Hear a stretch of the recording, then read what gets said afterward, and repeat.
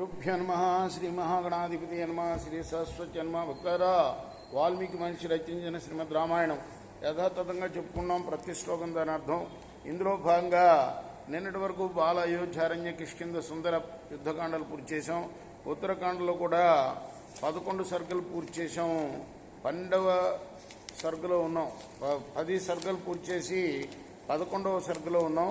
11వ సర్గలో కూడా 40వ శ్లోకం వరకు చెప్పుకున్నాం. 41 నుండి కొనసాగిద్దాం. కొనసాగించే ముందు వాల్మీకి మనిషిని ప్రార్థన చేసుకుందాం. పూజంతం రామ రామేతి మధురం మధురాక్షరం ఆరుహ్య కవితా శాఖాం వందే వాల్మీకి కోకిలం సమర్థ గురు సాయినాథ్ మహారాజ్ కీ జయ. తత్ర మందాకినీ రమ్య నదీనాముత్తమా నదీ కాంచనై సూర్య సంకాశై పంకజై సమృతోదక కుముదైరుత్పలైశ్చైవ అన్యైశ్చైవ సుగంధిభిః. తండ్రి చెప్తున్నాడు కుబేరుడికి, కైలాస ప్రాంతంలో ఉన్న నదుల్లో మందాకిని నది చాలా ఉత్తమమైనది. దాని జలం సూర్యుడితో సమానమైన బంగారు పద్మాలతోటి, తెల్ల కలవలతోటి, నల్ల కలవలతోటి, సుగంధం వెదజల్లే ఇతర పుష్పాలతోటి నిండి ఉంటుంది. తత్ర దేవాస గంధర్వాః సాప్సరోరగ కిన్నరా విహారశీలా సతతం రమంతే సర్వదా శ్రితా. అక్కడికి దేవతలు, గంధర్వులు, అప్సరస స్త్రీలు, ఉరగులు, కిన్నరులు నివసించడానికి, క్రీడించడానికి వస్తారు. నహి క్షమం తవానేన వైరందరద రక్షస జానీషేహి యథానేన లబ్ధ పరమకోవర. కుబేరా, నువ్వు ఆ రాక్షసులతో వైరం పెట్టుకుంటాం మంచిది కాదు. అతడు గొప్ప వరాన్ని సంపాదించిన విషయం నీకు తెలుసు కదా. ఏవ ముక్తో గృహీత్వాతో తద్వర పితృగౌరవా సదార పుత్ర సామాచ సవాహన ధనోగత.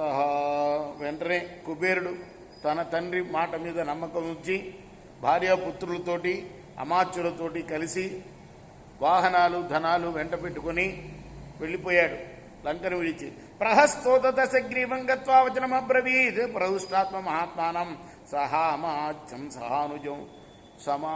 అమాత్యులతో కలిసి, అనుజులతో కలిసి కుబేరుడు లంకను విడిచిన వెళ్ళిన సంగతి ప్రహస్తుడు రావణాసురుడికి చెప్పాడు. శూన్యాసా నగరీ లంకా చక్వైనాం ధనదోగత ప్రవిశ్యతాం సహాస్మాభి స్వధర్మం తత్ర పాలయ.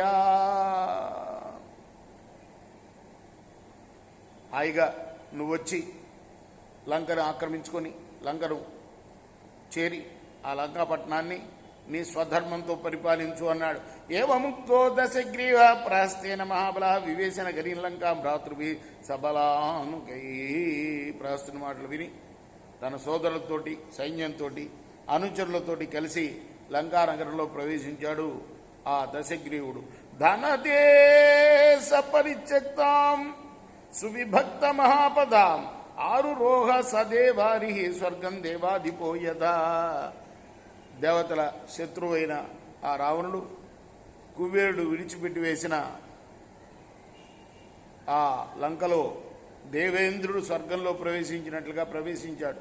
సచాభిషిక్త షణాదాచరైస్తదా నివేశయామాస పురీం దశానన నికామ పూర్ణా చ బభూవ సా పురీ నిశాచరైర్నీలబలాహ కోపమై. అప్పుడు ఆ దశానుడు రాక్షసుల చేత రాజ్యంలో అభిషిక్తుడై ఆ నగరాన్ని, లంకా నగరాన్ని నివాసంగా ఏర్పరుచుకున్నాడు. మొత్తం నల్లటి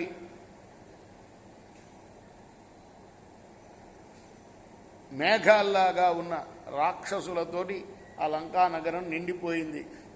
ధనేశ్వరస్వధ పితృవాక్య గౌరవ న్యవేశయచ్ఛసి విమలే గిరౌ పురీం స్వలంకృతై భవనవరైర్విభూషితాం పురందర స్వరివ యథామరావతి. అప్పుడు కుబేరుడు కూడా తండ్రి మాటలపై గౌరవంతో చంద్రుడిలాగా తెల్లగా ఉన్న కైలాస పర్వతం మీద దేవేంద్రుడు ఏ విధంగా అమరావతిని నిర్మించుకున్నాడో అలా శ్రేష్టమైన భవనాలను నిర్మించుకుని ఆ కైలాస పర్వతం మీద నివసించడం మొదలుపెట్టాడు. ఇచ్చార్షే శ్రీమద్ రామాయణే ఆదికావ్య ఉత్తరకాండే ఏకాదశ సర్గ. ఇది వాల్మీకి ఋషి ప్రోక్తము ఆదికావ్యమైన శ్రీమద్ రామాయణంలోని ఉత్తరకాండలోని 11వ సర్గ.